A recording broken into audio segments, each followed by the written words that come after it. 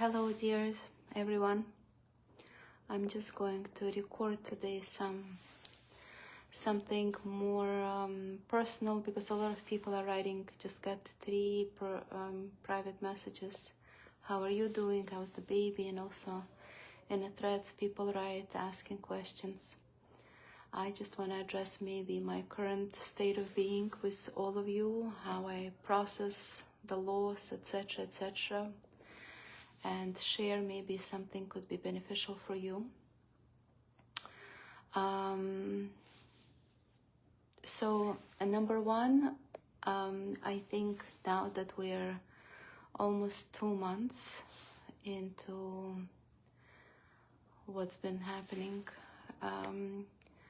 the grief period, as I mentioned before, and I spoke about it, there's like stages, right? There's shock, and then you process the grief with some like bargaining, like you always have, like it's a stage where you have this occasional thoughts, oh, what if this would have happened, what if this doctor would have been treating him, what if he would have done that earlier. Like it's a bargaining kind of process that you need to give space and time and understand it's not you being bad, it's just that's how your mind is processing loss. And when I speak about losing someone, like in my case, right, it's any loss, like a certain idea you were working on, you were developing, and it kind of crashed and collapsed. Certain relationship that you invested a lot of energy and it didn't work. That's also, there's a grief period where we need to understand it's not us being shocked, it's your mind processing the loss as such. So first is a shock, and everyone kind of process that differently, but it's important to understand that in any of this stage we could get stuck, and it will take much longer than it should. All those 5 stages of grief, some people get stuck on the first one for like 25 years and they're still processing the shock, they're still in shock. If you start speaking to them and you bring up something that they lost, or they regret, or they feel like betrayed, and any of those things, they still will tell you mostly that they're in shock about it. There's a certain denial, there's certain kind of fight, and there's still like that on a body level, like numbness in a way. Yeah, they are still in that process, and we could get stuck in any of those. We could get stuck in bargaining, like a person could like constantly say, in case of a relationship, if a relationship collapsed, what if I would have done that, and what if he would have done that, and what if we would like see a therapist before we decided to get divorced, or before we broke into this huge fight that led us into a separation, etc. So people could get into the bargaining kind of state and get lost there and get stuck there. Then there is aggression, and this people also get very stuck, primarily because they don't allow themselves to feel angry. It's not wholesome, it's not mature, it's not religiously correct, it's not spiritually correct. A lot of people kind of repress their anger, but anger is part of the grief. You have to validate it, you have to give it kind of space, and understand that's how your mind processing, and that's how you being processing the loss. So you need to get angry. You need to, if it's a loss of somebody dear, or it's just a person went his or her own way and left you, and like left you be, yeah, and if you just have to get that anger out, and you have to be in touch with that anger, you have to validate that anger and really understand it. There is a place for it to be angry. In a way, the feelings, if a person is still alive, you want to kill that person, right? that left you and left you in that state, or betrayed you, or kind of used you, and all those things, right? That feeling, identify with that feeling that you are, and a lot of like spiritual and religious people say, oh, that's like as if you're possessed if you want to kill someone. So it's a denial. It's much better to allow and process all those grief stages in a right form. So you kind of leave it, you kind of allow yourself to let it be a past, and you move into your new life. Then just be in denial and never let it kind of go through you in a right way, right? With therapist help, or if you consciously kind of help yourself to be focused there and go through it. But the place of anger on yourself, on the situation, on other people, it has its place. When people get divorced, you kind of allow yourself to get angry, but you push that anger through, I don't know, being constantly stubborn in courts and custody, and don't give this paper, and be difficult somewhere else. But that's, again, it's not an emotion, it's a reaction. A lot of people take it as like, yeah, I'm angry and I'm gonna make trouble and I'm going to show my anger. But that's a reactive anger. Reactive anger does not serve you. On emotional level, it's a completely different process. And then, of course, there is a depression, like the feeling as if life changed. It doesn't have its colors anymore. Like that person, maybe it was hard for you to look after them. Maybe it was difficult in a relationship. Maybe you had a tough divorce and a tough marriage, and you finally got divorced, or you finally broke this kind of abusive relationship, as some people would call their process. But again, the whole idea of not having what you had puts us in certain process where you will feel depression, and that's part of the grief. Kind of, it evolves. It just, that's how it takes you out from it. So the depression, feeling sad, feeling not motivated, not wanting to do stuff, not wanting to accomplish and just be there for yourself and others. You kind of like feel the colors are gone, and like you can never be again as excited, as positive, as comfortable, as excited, etc., etc. And that's also important, to allow the space, not to say, oh, I have to quickly get out of it, I'll be stuck here. If you don't let yourself live through it, you will be stuck in depression.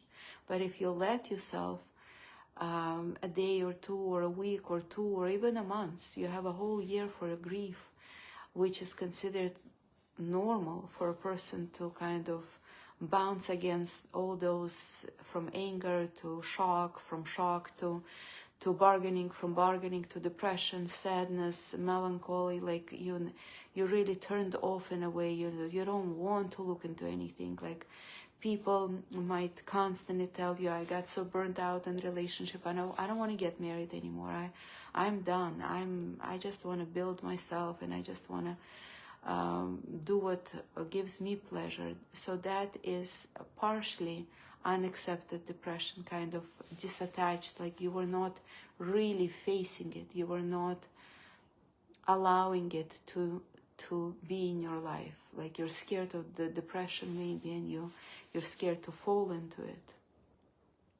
So the depression has its kind of flavor, right? And some people eat too much when they're depressed, or they, on the contrary, lose the appetite. Some people work out a lot. It's also a reactive depression. Or some people just stay in bed all day and just watch stupid movies, right? And this is all reactive depression. You always want to sleep, you're too sleepy, or you're opposite of depression. It's just like this anxious feeling, which you can't fall asleep. You're like too too like irritated inside. That's more of a aggression, right, that you're processing. So that could be like a mix. It's not like 1 week you do this, 1 week you do that, but it could be a mix of those feelings. And then when you validate depression and you give it space and you allow them, so to speak, the vibe of depression take over you in a little bit, yeah, and you understand it's a process, and you work with your therapists, and they validate that, and they say it's totally understandable to miss that oomph of life and like that excitement of life. And when on the way out from all this process, I wanted to say mess, but it's not. It's a very, it matures us. Some people say that losing someone matures a person more than gaining a relationship. Sometimes when we gain, we truly transform, and there is nothing that could bring us back to old us. But losing someone in any form or shape also is transformative, also matures you. And that fact of losing a person and your process going through that grief, that period of when you are in touch with yourself, you kind of reflect on what went on in your relationship or in your life, that also matures you greatly. So there's pre-relationship, so to speak, was you. Then during the relationship, you change drastically, and it's always for the good. Like it looks to us that, oh, I was much better, blah, blah, blah. No, you always change to the good. It's another acceptance that we need to agree to. And then the separation, divorce, or death of someone also changes us for the good, 100%. Maybe at the moment we don't see it, but it becomes completely different you, a different you than the person that lived with that partner. It's a completely different, you discover a new you. And we're gonna speak a little bit about it as well. So when all that kind of makes in you the changes it's supposed to change, then you enter that state where there's like this light sadness, and that light sadness is okay to carry on in regular life. That light discolor kind of feeling, but it doesn't take over. It doesn't like debilitates you. It doesn't make you dysfunctional. It's just like a memory of that loss, like a very, in a way, healthy sadness remains, and you kind of keep it with you for the rest of your life. And of course, at the end comes the acceptance, a full acceptance, a real acceptance, where you come to the realization, when you come out from grief, you truly connect with the soul.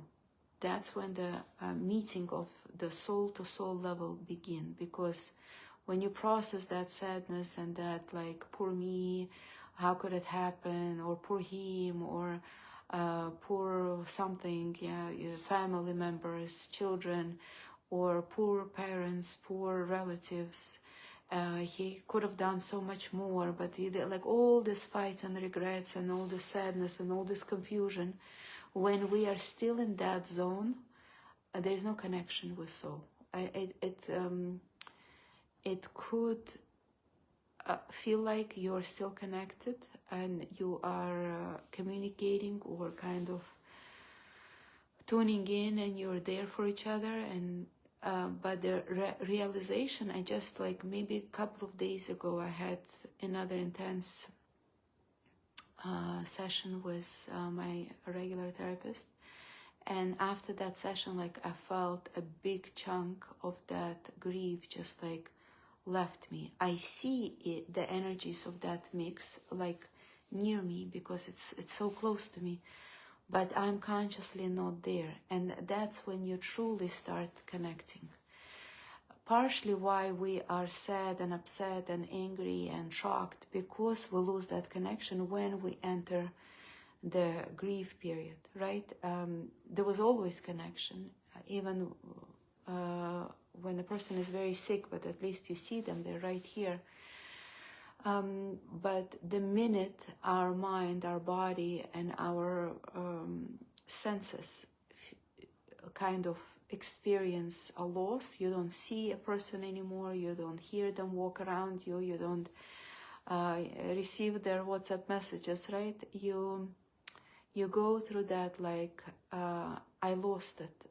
And the sadness from that recognition, from those more kind of less conscious parts of us, that they see it and they're like proclaiming, you lost it, you lost it. That sadness we partially mourn about, you know, the sadness that we lost it. But then when we convince our less conscious parts from more aware parts that there is no death, it's truly an illusion, you know. And yes, our body needs to be grounded, and we need to go through that period, and go through that period very wisely, as I mentioned. And we allow all the person and the mind and emotions and our body to kind of know that I'm here for you on that level, yeah? And you're shaking, and you are upset, and you're angry, and you're sad, and you're depressed. And I'm going to walk with you to therapist, and the therapist will take care of us. And you could wake up your own therapist, and you could be a therapist for those less conscious parts of you. But once they're calm and they're reassured and they're secure and they feel they're taken care of, then more aware part of you knows that there is no death, and there's always connection, especially if you were in a relationship, and especially if it was deep love and deep friendship and you had so much exchange, and especially if there's kids and so much things that you did. It wasn't like a short visit. And even a short visit, once you interacted, there is no really separation. On a soul level, the minute you see someone, it doesn't matter you are parted with anger, with sadness, with a denial. It doesn't matter how you are parted. It's just it's a projection that you're holding. You're still connecting through a denial. You're still connecting through anger. You're still connected through resentment. And some are connected with a little bit higher vibes, right? With love and memory of like good time and friendship and warmth and whatnot, right? It really doesn't matter through what you're connected or keep that connection. Sometimes anger and resentment could mean that there is a deeper even connection than through love and warmth and friendship. So when we meet someone on a soul level and on a higher conscious level, there is really no separation ever, and no custody, no second marriages, no I fell in love again and I built a beautiful family. On that level, you're still connected. And also denial of that, it's also being a little bit not connected to yourself. We are always connected, and we get separated when our body feels it's too much to hold that connection, or our person feels it's too much to hold that. We are not strong enough of a container to hold that connection kind of in a healthy way for us. Maybe we are too compulsive. We don't trust ourselves that if we keep that thought that we're forever connected, I might not move on, and I might not accept other people's affection and love towards myself. So we put it down, and we want to name it like we're done, we're not connected, we forever never want to be done, or forever want to be done and finish with it, yeah? It's just because we are limited on some level, and we force ourselves to do that. But really, we are connected, and it's not always unhealthy or unmodest or unethical. It's just soul has none of that, like stickiness, you know, none of that clinginess. Soul is just experience. It just like understand when you got married to someone or you were deeply connected to someone, and just picture yourself before that connection happened and after. Are you different?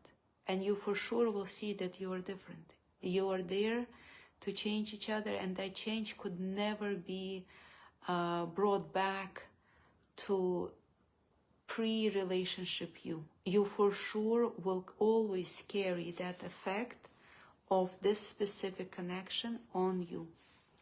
And because of that, you met someone else, and that someone else will change you again. And because of that, you lost someone else, and that losing someone else will change you again. And that process, as maybe insensitive as this could sound, maybe it's too confusing for the Facebook Live, but I'm going to briefly say it anyways, and that I say mostly on my like lengthy courses and lengthy discussions, ongoing sessions with people. Really, we are born alone, and we are always alone, right? It's just we have a specific program in us, a tribal mode that makes us want to be part of a community, part of a special relationship, part of this connection and exchange. But on a deeper level, we are really discovering ourselves. I'm just going to explain a little mechanism here, how it works. When our soul is a complete and it's above, and before it comes into this world of duality and like a really deep conflict world, it kind of like crashes to pieces, right? It spreads. It has to spread, and it spreads more in our childhood, and as we become more known to ourselves, oh, I'm a girl, oh, I'm a daughter, oh, I'm a sister, and I'm a pretty girl, and I'm a nice person, and I'm kind here, and like all those things, we discover again, right? It comes to our recognition that we are that. And if somebody would tell us we are pretty, we take it in. If somebody would say, oh, she's not as pretty, we take it in. And it's just, we identify ourselves with what external world tells us or reacts or identifies or reflects as such, right? So we have that memory of being complete, and the whole point of this world is to find those parts of us and rediscover them. So that memory of being complete is very healing, and it's very calm, and it's very relaxing. And it's like, I like to say this, yeah, and I say it again, this example, you right now identified as like a finger or just one ear, but you remember there is a whole body there, and this body is so beautiful, and it has different functions, and there's different organs, and you're like, search. That's the whole point of this world. When we are searching, we're looking for that completion, right? We get excited when we find one part. And to make the story a little bit connected to what we're going through here, in other words, when we fall in love or we find a partner that is like really impresses us, or we develop warm feeling, or we start liking and loving someone, really that person reflected the part that you mostly were looking at this time. But it's you, he's just holding it, because we cannot see it inside us. It's like a certain program in the system, the way it works here, we don't see ourselves. It's very hard for most people to even say, yeah, I'm kind person. Yeah, I'm legit patient. You know, they always doubt. It's like not clear. Am I a patient? Maybe not. Maybe sometimes I am. Maybe most of the time I am, but maybe sometimes I'm not. Like it's always a doubt, especially for a woman when she discusses her look. Like this is like the big chunk, right? To really truly understand that on all levels, physical, mental, emotional, personality, habits, etc. I am truly beautiful person. Like we have those deep programs in us that always makes us doubt that we're pretty, we're graceful, we're pleasant, we're just womanly, etc. And the whole industry of beauty and making a woman look better, so to speak, right? Pampering a woman's body. This is all kind of supported by that constant lack, that I'm not good enough, I'm not pretty enough, I'm not flexible enough, I'm not kind of fit enough, etc., etc., right? So we're always in search. And when we see someone that reflects that you're beautiful, and that's what happens in a romantic relationship, where a person says, you're such a beautiful woman, I really want to be in touch with you, or like I really want to take you out and treat you. So you really don't, we think we like that compliment, right? But we really like the idea that finally that recognition of me being that, what he just said, is coming my way. Finally, I see it. I thought I lost it. I thought I was not it. And now I see it. So you really fall in love with that part of you that you lost. And the same applies with a person could have like a 99 degrees, but they still cannot put themselves to work. They don't feel qualified enough. And then if somebody will hold the space, will reflect for them, you know, you're such a good therapist, you helped me so much. They don't treasure that client, they treasure that projection that the client is reflecting. Wow, I could own it now, I could take it in. And that sense of completion happens on some level. So when two people interact in a romantic relationship, they reflect to each other different parts and they get complete. They kind of fill in the space, this void for each other. And that creates closeness, and that creates love and care and friendship and deep connection, when they are perfectly reflecting those parts that they need to take in and need to kind of bring it back home. But when the relationship collapses and breaks, and either person dies or a person just takes off and leaves, our projections could stay on each other. And that's important also through therapy, to take it back. For instance, if you felt very beautiful in the presence of your partner, right? And you felt like he was mesmerized by your persona, you pinned that on him. He was the best to reflect that for you, right? But he cannot do that anymore. So you have to consciously go there and say, that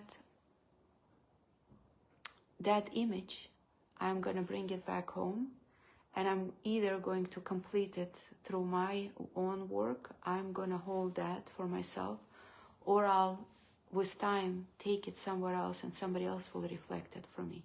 It's important to give back the parts that he or she pinned on you with lots of love and appreciation and care. And it's important for you to take yours. It's like it's part of your soul that you pinned on a person, and it's like, hold this, it makes me feel good, right? And they did, because it worked for them. They needed to hold that. It's not like they were only serving you. There's much more stuff. It's more complicated. They were serving themselves as well. But when a relationship break, let's make it like a divorce only, not death. With death, it's a little bit more detailed. But with divorce, you don't want parts of your soul, part of the projections that you pinned on him, for him to take it into other relationship. You want to take it back home. That sense of feeling beautiful and graceful and mature and capable and developed, this is your part that you liked that he was reflecting for you. Just say, I'm so grateful you were holding for a number of years while we were married. Now that we are going apart, I want to reclaim all parts of my soul, and I want to give back yours. And I believe it or not, the sadness, the loneliness, the depression stops at this point, when really the breakup and death, it's not a sad process. We kind of process it as sad, as I already mentioned.